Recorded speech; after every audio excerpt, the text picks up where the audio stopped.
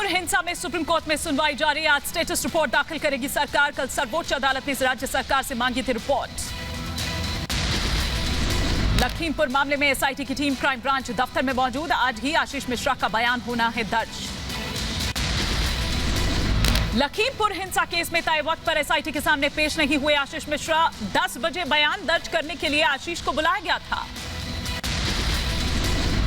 आशीष मिश्रा लगातार अपनी लोकेशन बदल रहा है। आशीष का नहीं लग पा रहा है कोई पता, सूत्रों के हवाले से खबर।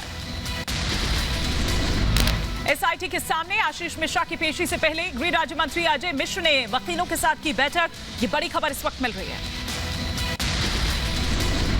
आज एसआईटी के सामने पेश होंगे आशीष मिश्र। आशीष के भाई का दावा, आज जरूर पेश होंगे आशीष मिश्र, जांच में पूरा सहयोग भी देंगे। जैसे ही आएगा वैसे ही एसआईटी के सामने पेश होगा। ये हम लोग का पूरा मतलब सहयोग करने का ही इरादे से वो है। हम लोग का कोई मुंह छुपा के या छुप के और कोई काम नहीं है। लखीमपुर हिंसा मामले में सबूतों के साथ आरोपी आशीष मिश्रा एसआईटी के सामने होंगे पेश। हिंसा वाली जगह पर मौजूद नहीं होने का 100 लोगों के हस्ताक्षर वाला हलफनामा भी साथ में करेंगे पेश। आशीष मिश्र का दावा, हिंसा वाले दिन तो बलबीरपुर में था मौजूद। एसआईटी के सामने सबूत के तौर पर वीडियो और तस्वीरें भी करेंगे पेश। लखीमपुर मामले में नया मोड़, दंगल आयोजन का वीडियो आया सामने। वीडियो में नजर आ रहे हैं आशीष मिश्रा। लखीमपुर हिंसा मामले का आशीष मिश्रा पर लगा है आरोप। आशीष मिश्रा ने किया था हिंसा वाली जगह ना होने का दावा। 3 अक्टूबर को हुआ था लखीमपुर में दंगल का आयोजन। लखीमपुर हिंसा मामले की एक और तस्वीर आई सामने। जली हुई गाड़ी के पास मिले 2 कारतूस। पुलिस कर रही है इस मामले की जांच। लखीमपुर खीरी मामले में समाजवादी पार्टी प्रमुख अखिलेश यादव का बयान, कहा गृह राज्य मंत्री को इस्तीफा देना चाहिए, दोषी के खिलाफ होनी चाहिए कार्रवाई। चाल, चरित्र और चेहरे वाली पार्टी का सब कुछ उजागर हो गया। और देखा नहीं विज्ञापन आपने, दमदार सरकार। ये दमदार सरकार ताकतवर लोगों के लिए है, गरीबों के लिए सरकार नहीं है दमदार। लखीमपुर मामले में डीजीपी ने 9 सदस्यों वाली पर्यवेक्षण समिति का किया गठन। डीआईजी उपेंद्र अग्रवाल समिति के होंगे अध्यक्ष। महाराष्ट्र में फैले ड्रग्स के जाल के खिलाफ एनसीबी की ताबड़तोड़ छापेमारी। इस साल एनसीबी ने 12 ड्रग्स गैंग का किया भंडाफोड़। 300 पेडलर्स और सप्लायर्स को किया गिरफ्तार। आर्यन खान की जमानत याचिका पर आज सुनवाई। न्यायिक हिरासत में भेजे जाने के बाद दाखिल की याचिका। ड्रग्स केस में आर्यन की जमानत का विरोध करेगी एनसीबी। सभी आरोपियों की जमानत का विरोध करेगी।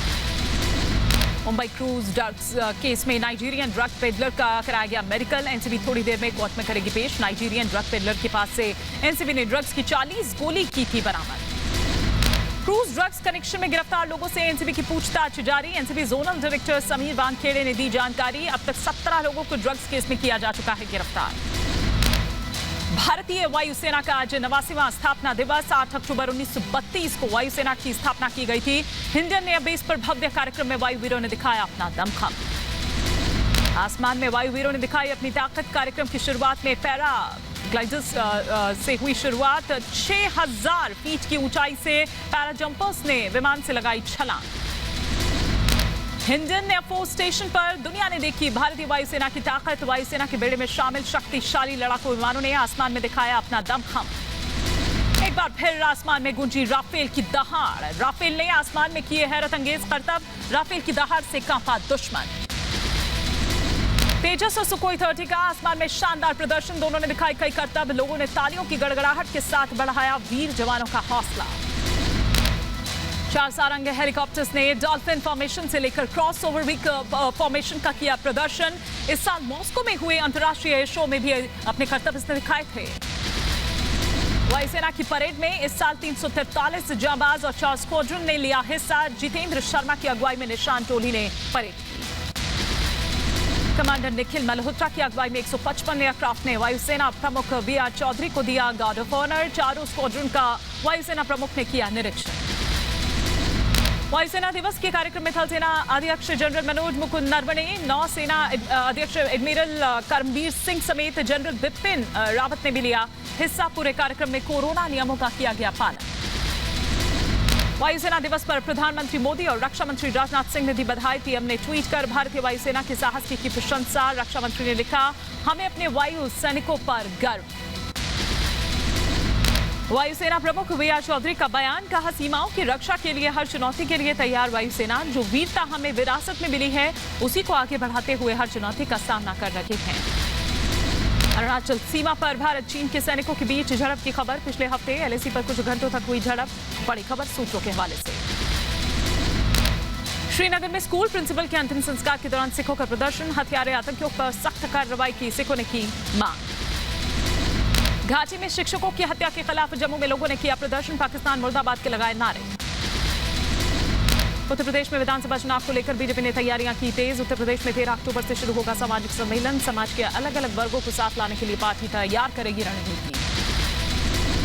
2 दिवसीय मथुरा दौरे पर उत्तर प्रदेश के ऊर्जा मंत्री श्रीकांत शर्मा। विकास कार्यों की समीक्षा उन्होंने की। कई कार्यक्रमों में होंगे शामिल। बिहार पंचायत चुनाव के तीसरे चरण का मतदान जारी। मैदान में 23,128 पदों के लिए 81,616 उम्मीदवार। बिहार के मुजफ्फरपुर में मतदाताओं ने लिया संकल्प। पहले किया मतदान, फिर किया जलपान। रणजीत सिंह हत्याकांड पंचकुला कोर्ट ने सुनाया फैसला। राम रहीम सहित 5 लोग दोषी साबित। 2002 में की गई थी रंजीत की हत्या।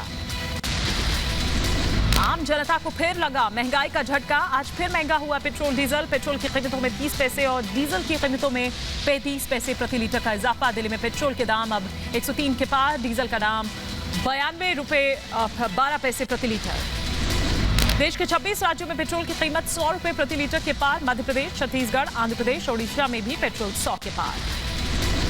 महंगाई की टेंशन के बीच आम जनता को ईएमआई में नहीं मिली कोई राहत। आरबीआई ने रेपो रेट और रिवर्स रेपो रेट में नहीं किया कोई बदलाव। रेपो रेट 4% और रिवर्स रेपो रेट 3.5% पर बरकरार। भारतीय रिजर्व बैंक ने लगातार 8वीं बार ब्याज दरों में नहीं किया कोई बदलाव। वित्त वर्ष 2021-23 के लिए जीडीपी ग्रोथ रेट 9.5% पर बरकरार। प्रधानमंत्री मोदी ने ट्वीट कर दी देशवासियों को दूसरे नवरात्रि की शुभकामनाएं। ट्वीट कर लिखा, माता ब्रह्मचारिणी अपने सभी भक्तों को सफलता और समृद्धि का आशीर्वाद दे। शारदीय नवरात्रि के दूसरे दिन दिल्ली के झंडेवालान मंदिर में हुई मां की भव्य आरती। भक्तों की उमड़ी भीड़। इधर गुजरात सरकार ने सोसाइटी में नवरात्रि उत्सव मनाने की दी अनुमति। 400 लोगों के उत्सव में शामिल होने की अनुमति। सभी का करना होगा कोविड नियमों का पालन।